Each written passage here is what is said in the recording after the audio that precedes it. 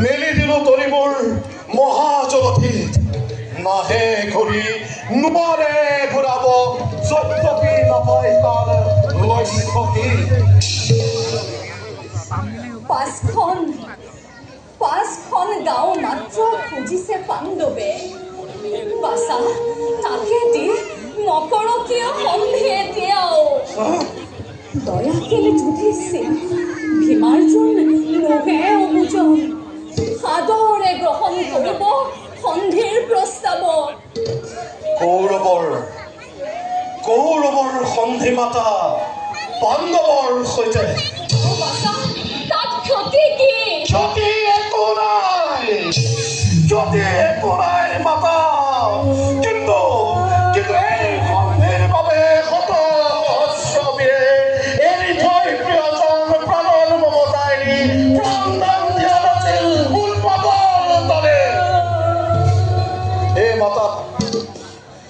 ক্ষত্ৰিয় কুলত জন্ম মোৰ বীৰময় চন্দ্ৰবংশী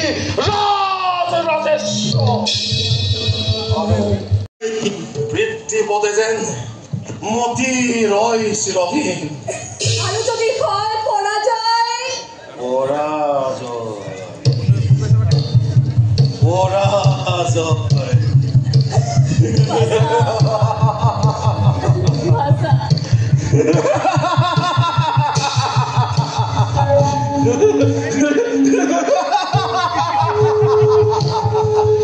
তোমাৰ সন্তান মই নাই মৃত্যু ভয় তুমি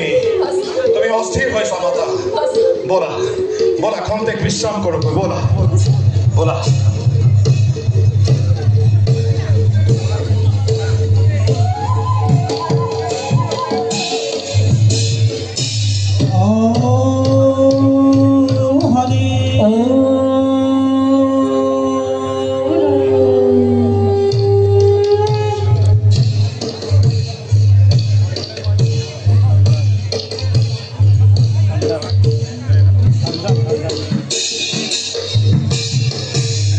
মহাৰাজে কিবা হেতু স্মৰণ কৰিছিল এই নিক্ষীণ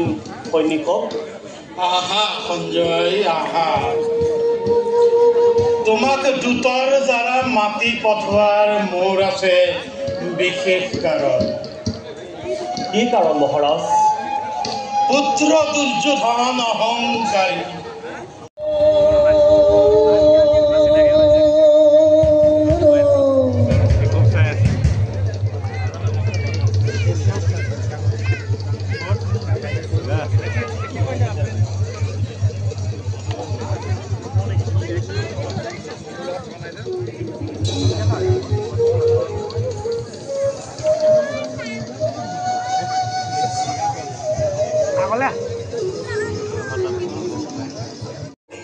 কেনেকৈ বুজাম পুত্ৰ পক্ষী এটিকৈ এখনৈ দুটি কম ৯৮টি সন্তানে মোক এৰি গুচি গ'ল সিহঁতে মোৰ বুকু খুৱাই আছিল আজি সেই বুকু উদং হ'বলগীয়া হৈছে মোৰ কথা ৰাখ বাছা